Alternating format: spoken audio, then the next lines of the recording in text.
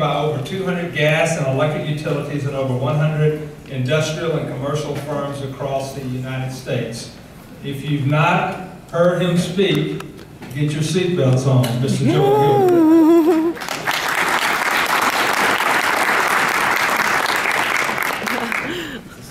Is this on? Yeah. Good. Yes. Okay. So that was a fabulous 2 morning sessions, and I'm going to actually go into the next phase of this discussion. What I'm going to do is to kind of take you into the other end of this spectrum and focus mostly on the customer perspective and how that's changing. And so what I have as my title is the competition for customer mindshare, because that's the central thought. And what I'd suggest to you is to stop your segmentation thinking, stop your pigeonholing customers into different buckets, and to start seeing customers, at least for my half hour with you, as individuals. And I think you'll see that some of these individuals in the past are pretty powerful, and some of them in the future are powerful as well. If you have email, you probably got the digital of this, the Intelligent Utility March, April issue, and the focus of it was what do customers want. And we as industry love to talk about programs that we want customers to participate in, and you see our typical programs or customer offers. It's an interesting document. I'll have one little slide from it a little later. But one of the things that I loved was the last one on there, to be left alone. So when we try to compete for customer mindshare, one of my questions is how are we going to get onto that last channel? Because in truth, that's the dominant channel. Right now, we're not on the customer's mind. Sure we are during storms, I'm not right. But for the rest of the year, we disappear into the blur of what's on our mind. So how do we get on that? And after me, the panel will talk about their experiences on that. So today's word, which you all have memorized, is the customer experience. I'm delighted to see that you actually have officer level and management level people with the word customer experience in your point of view, because you actually have that as your statement. And the customer experience is good, but I believe it's probably inadequate right now. The fact is you are making improvements, but you're patching an existing system. I understand the reality of that. That's where you are. But I would suggest to you that the very nature of your organizations limits your ability to adjust to that customer perspective. The term fracking has been used to discover energy that was actually trapped in the ground.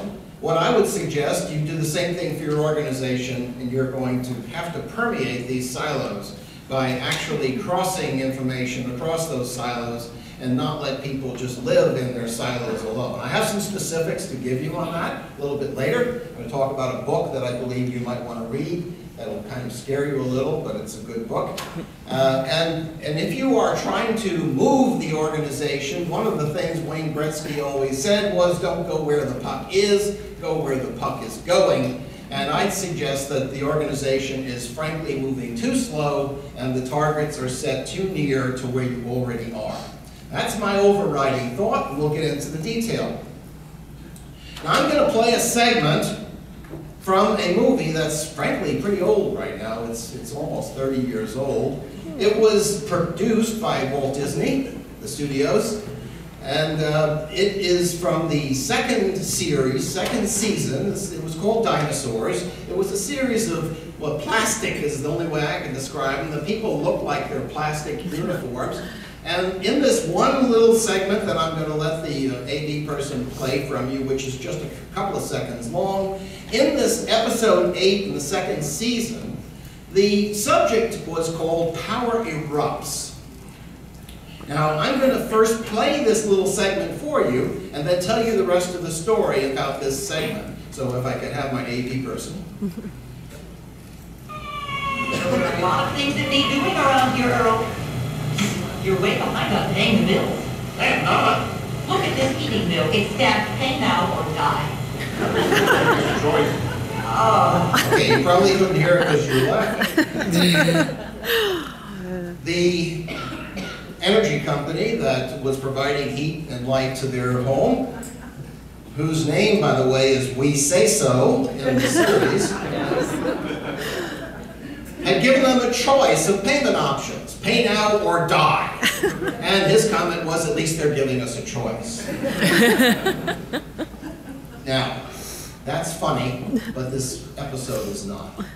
I'm going to suggest you rent it for $2 on Amazon and show it to your intermediate and upper level management teams. And I'd like you to understand why I'm asking you to do that.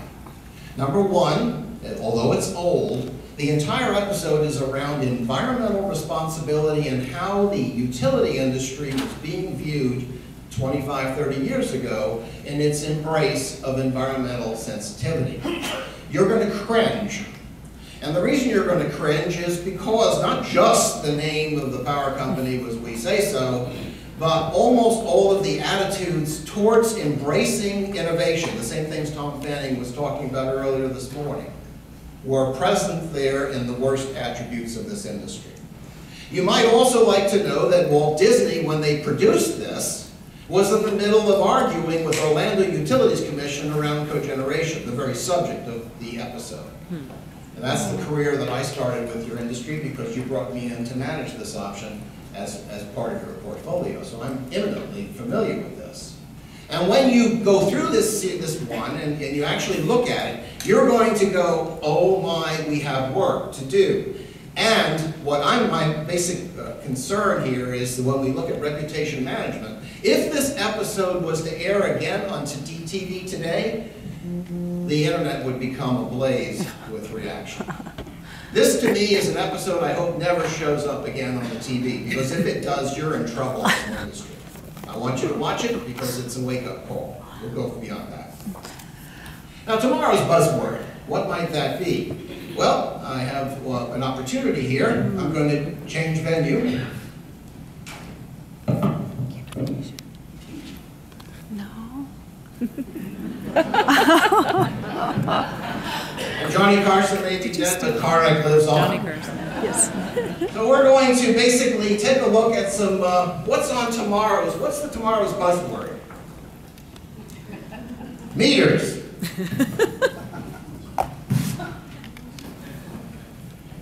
Oops.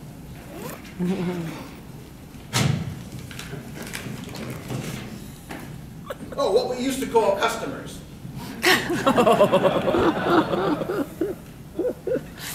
Networking.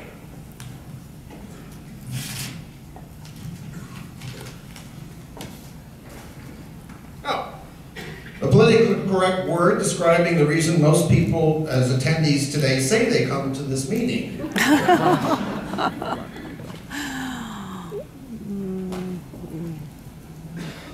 Chat.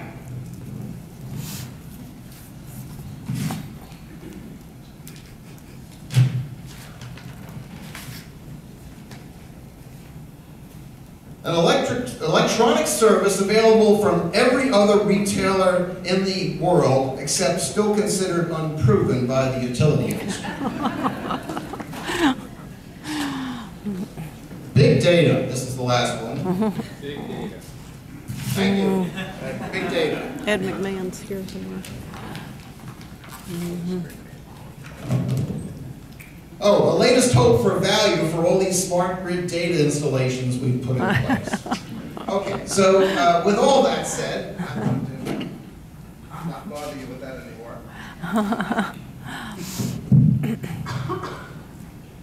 So what is the word that I'm going to give you for tomorrow? Well, it's an acronym, AMI. Agility, the thing that the utility industry is not basically known for. We are prone to change in geologic time frames, and that's just not going to work except in the dinosaur episode, as you'll see. We are on the right road, but we're not moving quickly enough. Second one is mind share, making sense to, and I want you to drill this word into your vocabulary, multiple points of view. Stop thinking segmentation. Start thinking points of view. One home does not belong to one segment. The husband may take life one way, the wife another, Just the grandparents that are living there, maybe a third. Multiple points of view. And last but not least, impacts, and that's capturing the moments of truth. Capturing the time when the customer is actually trying to make a decision and make sure that we're there and we're influential. Now, these cartoons we've all seen, I think this one was sent to me recently, I think says it all, and if you can't read it, I'll read it to you. That, you know, when we did Smart Grid, we blew something very simple, because we basically went across the organization and said, everybody, what would you like it to do? Yeah. So I added all of the product features each of you demanded. Now our product is a worthless hodgepodge of complexity. I appreciate your input. I couldn't have failed without you. Team. The problem is the customer experience was an afterthought in all of the Smart Grid work when it originally implemented.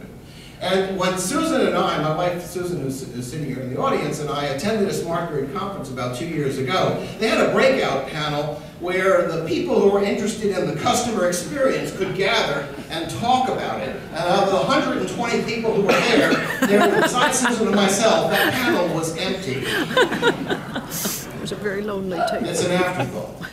We have some work to do. And you're going to hear from NRG and what they've been doing, and I think this is good. But here's one of my scary little statements from the same Intelligent Utility March-April report. I just want you to be aware, it's in there. I could be unloading groceries from the grocery store, look at the monitor, and open the refrigerator door and watch the power usage number go up. It's a really good learning tool for me. If that's our value proposition of Smart Grid, we're in deep trouble, folks. First off, that light's normally off, and I don't think anybody's going to do anything about this. We have not improved mind share, if that's our perspective. We are in deep trouble on Smart Grid. Moving on. Committees, and I will talk a little bit about this. It's just like teamwork, only without the work. One of the problems we have, and Tom Fanning pointed out that committees are great, but they really break a couple of rules. And I'm going to suggest this book is probably good for you to think about. It's called Digital Disruption. It's a relatively recent book. It's written by Forrester Research, James McQuivey. It is a very, very powerful book. And the reason, even though it has almost nothing to do with the utility industry, it's talking about innovation and the digital disruption everywhere else. What I'd suggest that you'll have as takeaways here are a couple of really good rules for committees and teams. What I love is the second, actually it's the third rule here, but the first two rules I think are important. One is that committees are not formed forever. They have relatively short deadlines. They are always, they may be low-level individuals, but they always have a senior exec as a direct liaison so that people in between them and the execs don't filter the message. But I love the two pizza rule. Never form a committee that can't be fed with 2 pizzas. So a committee of 24 people is a non-functioning committee. I think that's really an important rule. If you want a committee to do their work, get 3 or 4 or 5 people. Now, if it's a 2 pizza rule for most utilities, it's only 2 people. But the idea would be, you know, to probably just think of it as a light lunch instead of lunch.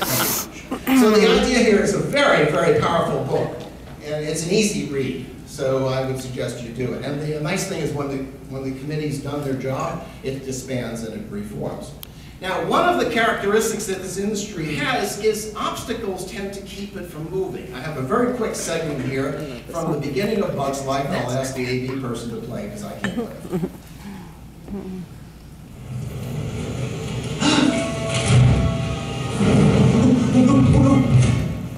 I'm lost! What's the word? Then what do we do? Now we'll be stuck here forever! Do not panic! Do not panic! We are trained professionals! Now stay calm! We are going around the leaf! Around the leaf? I don't think we can do that. Oh, nonsense. This is nothing compared to the dream of 93. That's it, that's it. Good! You're doing great! There you go, there you go! Watch my eyes, don't look away. And here's the line again. Thank you. Okay, well, that's cute. And by the way, the movie's spectacular. If you haven't watched it, it's really not a child's movie. It's a very good movie. I'd like you to change some vocabulary in your organizations. I'm tired of the word no. I want to hear the word how. I want the answer to that word. How can we do this? I know that none of this is easy. Your organization's big with huge legacy systems. I can find, my son can tell me no, and he doesn't have any idea what I'm talking about. If a person just tells you no, you have the wrong person. Because what you want to find are people who can tell you how. What are the resources? What are the methods? If there's going to be a how. It may not be something you can do right away. It may be something you have to go and get permission to even talk about. But the idea, no is a useless answer to most questions. Can we do this? No. Well, we can talk to the wall and get more from it. So that's one suggestion. What I'm going to talk about is how quickly some of these channels that we're into are changing and what the challenge is going to be when customers start talking to us about things we don't like. And that's for the rest of my talk, what my talk is about. We're about to hear some things that are not going to be easy questions for your organization to address. Phones, as we conventionally think about them, are less and less useful. Print is potentially more and more difficult as a messaging channel. TV is almost useless because people don't watch it live anymore. They either record it or they just use their digital to replace it. And people are spending more time away from TV than ever before. The TV usage is plummeting. Now, social media is where things are coming ablaze. And what I'm going to suggest is, if you haven't looked at reputation management for your company on social media, you are way behind the curve. Because you need to be taking reputation management as almost an officer level responsibility. Because things are being said in social media about you, and if you're not aware of them, they become bigger very quickly. I'll talk a little bit about that. And customers are getting tired of the messages they're hearing. They are being bombarded with so many messages. It's what I call carpal tunnel marketing. Their channels for communication are tightening up. They're not as eager to adopt a new idea. They're very suspicious. But here's the best news. They trust us more than anybody else in the market. They trust the energy companies more than anybody in the market. So we have the trust working for us, but the fact is this is going to be challenging, and challenging to get mind share. Let me just give you a graphic that's a year old. This is the social media only that the customers, this is not the apps that they could be looking at. This is just the social media channels. What I'd suggest is if we were a cable box channel on a cable box today, I'm not sure anybody would watch us. These are the social media channels. We all think about Facebook and Twitter because those are some of the bigger ones. But by the way, the size of these graphical areas indicate the dominance of where the customer activities are. This is really scary. We're being drowned out. If we're going to try to communicate who we are and what we're about and how we can be helpful, we've got a lot of chatter out there that we have to go after. So one of the best methods is the bill itself. Because chances are, in some way, they're going to experience the bill. Now, they may automatically pay it online, that's true. But we do have 6 minutes of their time at least, so think about that real positively. When we do have a billing event, we do have the opportunity to give them information. And this is the quote everybody knows from Accenture. But we need longer-term influence. What we need to do is move past just that to give people a sense of empowerment and something that's going to last longer. So the issue of educating people is going to be powerful. And there are 3 principal ways to educate today's consumer. One is their bill, and the other one that we personally believe inside our company is to get to the children. Get to them in their high school and elementary grades. And those programs are essential, and they probably need to be reinvented for today's customers because of what's going on. And then, of course, the most important is when they're about to make an energy purchase, and are we actually there? Think about somebody going into Lowe's and Home Depot, and they're about to buy something, and they want to pull up your mobile site because they're interested in what they might want to do, and can they find any energy information on their mobile site? Today, that is still a rarity. I would suggest that you need to think about the moments of truth. Mobile is, by definition, in the moment. And we are not there at that moment of truth when they're talking to the contractor about a new HVAC unit. We're not there when they're potentially in Lowe's and Home Depot and thinking about how much insulation they put in their attic. We have work to do. And we need to think more about text. I mean, finally, everybody's talking about text during outage. So what? What about text day in and day out, including paying their bill? Come on, text is not just an emergency channel. There are a lot of people who prefer text, and you can explain bills, and they can pay bills and whatever, but not everybody is text savvy. I am not. I appreciate jokes like this. I'll read it to you. What does IDK, LY, and TTYL mean? I don't know. Love you. Talk to you later. Okay, I'll ask somebody else then. So, not everybody is text savvy. So I'm not implying that this is the only channel. But there are a lot of people who are text preference people. My daughter does not do anything but text. She does not like email. Now, I'm not saying this to say that that's the only channel you worry about. My point is, we're not, as an industry, doing very much with text, and we could do a lot more. I also believe we could do a lot more with what print we still do. Because you know what? You can put a QR code on that print statement that actually might link then to the information the customer might want to see on your website. So the idea of QR codes, which are now dominating our landscape, many bus routes have little QR codes right there. It'll tell you when the next bus is coming. Trains the same way. We need to adopt QR codes. And people go, well, Joel, that's a legal document. The bill, we can't do anything different. Oh, come on. If you never start, you'll never move. If you're going to go and start thinking about this, the time is now. Let's get over it. No is not an acceptable answer. Please. Now, the other item that I think is terribly important is what's going on with social media and reputation management that can help you. Because in truth, and some of you probably learned it, you are very good at storm restoration. And if you're using social media, it can actually improve your reputation in the community by people raving about what you do and how well you do it. I love Amazon.com. Because when you go on Amazon.com, there's so much feedback there that can tell you about books and movies and whatever, and I love the review system, and I suggest, if you want to learn the power of this, go and review something you buy on Amazon.com. Now, I have a little cute thing here, and everybody remembers this movie. Yes. Harry Met Sally, and this is the famous scene, which I won't act out for you. Thank you. And the woman in the back is saying, I'll have whatever she's having. Because obviously, if she was that ecstatic about something, she was going to have what she was having. Social media is our secret weapon for influence in this new generation we're going into. It is not a threat, as some of your execs think. It is a powerful opportunity to channel customer perception and to actually help them sell each other. And we can move way past where we are with this channel. So what I'd suggest is take a look at Amazon.com and move in that direction. Now, as you're adopting change, I have a couple of slides to encourage you to think about change a little differently. This is from our late Steve Jobs. These are just two of them.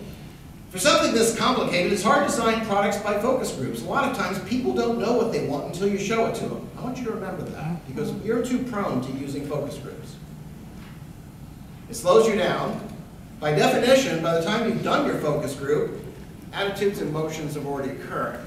Innovation has nothing to do with how many R&D dollars you have. When Apple came up with the Mac, IBM was spending 100 times in R&D. It's not about how many people you have, it's about how they're led and how much they get it. And the get it is that customer experience. And so let me explain a couple of things. I don't know if any of you, except Ed Taylor, who knows that I'm doing it here, would know what this building was. But this building has an interesting history to it.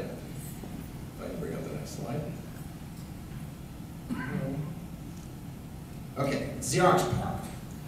Xerox was trying to come up with innovation. They needed to get away from Rochester, New York, because they just needed fresh ideas. So they did what people do with digital ideas. They went to California, Silicon Valley, and opened up the Palo Alto Research Center. Staffed it with 50 of the brightest people in the world, gave them an almost unlimited budget.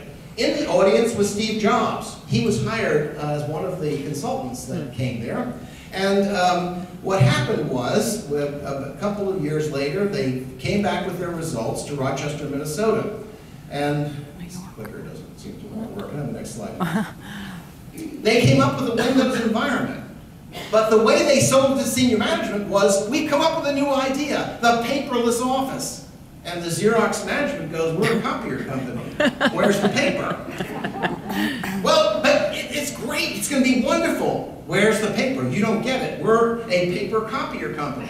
And they trashed the entire research effort because they couldn't see the paper. In it was the Windows environment that Bill Gates took. Steve Jobs took the idea, went and formed Apple. The mouse was invented by the same group. The Ethernet that they came up with became 3Com because of what? Xerox couldn't see the paper. Right. I would suggest to you, your senior leadership teams can't see the paper in the new customer relationship. And let me suggest why. By the last statement here. Because we have a groundswell of change that's just hitting us. Here's Kevin Meager, Vice President of Smart Homes at Lowe's. Utilities make consumer engagement too hard. Leave it to us to do this. Oh boy. Getting between you and your customers, that's holy grail. I think we have some words to make up here. We have some work to do here. What do we call demand response? We demand you respond? Look, we are just not customer friendly in a lot of what we do. I took this picture from our local Lowe's, and here is their in-home device stuff. And you know what? This might not work. And that's going to be ha ha ha ha ha. Once again, there goes retail trying to go and invent stuff that's new. I would suggest that, wait a second, that's not a healthy attitude around innovation. That's not a healthy attitude around the customer experience. We have a groundswell that's about to change. And if I haven't gotten your attention with this, let me get your attention with one more movie. And this is the second in the trilogy of Aliens. This is the second one. The first one was one critter that created a problem. And this is the time when they come back and they're trying to go and find out what's going on. I say not everyone can be trusted because in your organization, that's exactly right. Some of the people in your organization are not going to help you move forward. They're actually going to threaten who you are as a company. They're going to threaten your very existence by their attitudes. In the movie,